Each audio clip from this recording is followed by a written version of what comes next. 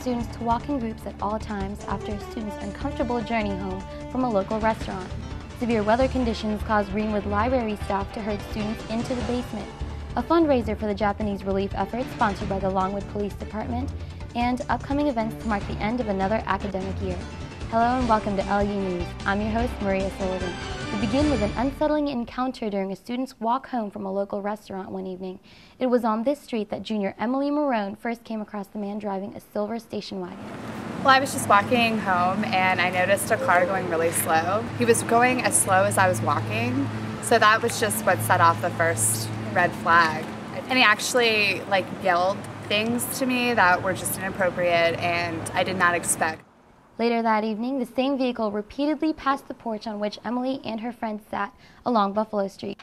A student who was with her at the time, who wished to remain anonymous, claimed that she had a similar encounter with the same man. So we decided that the best idea at this point, since it wasn't just one incident, that we would call the police.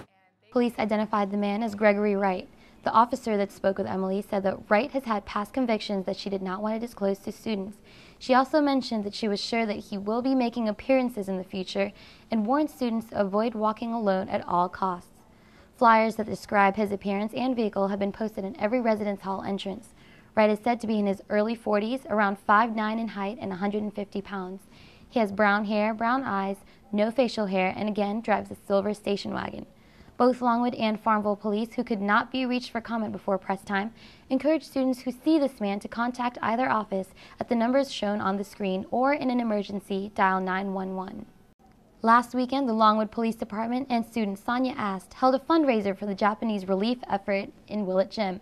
For this, we turn to Laura Beth Stricker. April 23rd in Willett Gym, there was a different type of basketball game happening. The competitors were Longwood Police Officer Gary Hardy and Junior Sonia Ast. Sergeant Rick Artesian, the referee for the game, talked about how the game came about. Okay, initially, one of our officers, Gary Hardy, and Sonia got into a discussion about basketball, this type of thing, and we found out that she plays wheelchair basketball. Ast is a competitive wheelchair basketball athlete. Hardy likes basketball, but has little experience in a wheelchair. So, who would come out on top? This dude, he thinks that he knows how to play, but I'm super pumped. I can't wait. I mean, I've got experience over him. So. For 3 periods, there was much scraping of metal and wheels, a little bit of trash talk, and a lot of cheers. Officer Hardy made a good effort, but Ast just kept scoring baskets. I'm going to actually be at the disadvantage versus to her because she has experience, whereas I don't have experience being in a chair. So this will be my first time, but I can conquer anything. So. Up the ante a little bit. We started create a little bet, and we decided to have Gary, if he were to lose, he's going to have to perform a set with the Longwood cheerleaders during the basketball season next year.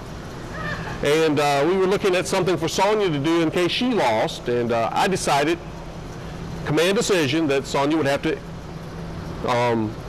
congratulate the winner. Seconds counted down and cheers rose, a winner emerged. With a final score of 20-0, Ast was declared the winner. As the game ended, donations were collected for the relief efforts in Japan. I mean, that's guesstimating at $60, which is pretty good for a first time. We might continue. We might do this on a yearly thing. Maybe collecting money for various charities. I anticipated Gary losing, but I didn't think he would lose 20-0. So, but maybe he'll have time. Maybe he'll have time to practice until next year. So. The first wheelchair basketball game was a success for its limited publicity and collected donations. Hopefully next year we'll have a better turnout, and it will be interesting to see Officer Hardy in a cheerleading uniform coming this fall. For LU News, this is Laura Beth Stricker reporting. Thanks, Laura Beth.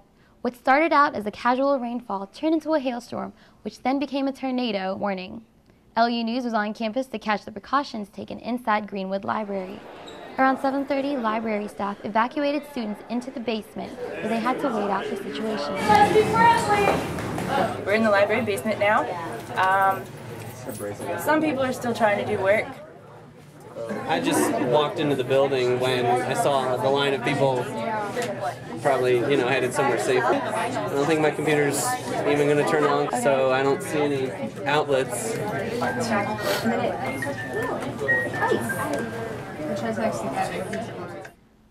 And finally, Senior Week is fast approaching for the class of 2011. According to an email sent by Allison Goff, there are events occurring every day from Sunday, May 8th to Thursday, May 12th. On Sunday, 45 lucky students will travel to Richmond to see a Richmond Flying Squirrels baseball game. Sign-ups are available in the bowling alley of the Student Union.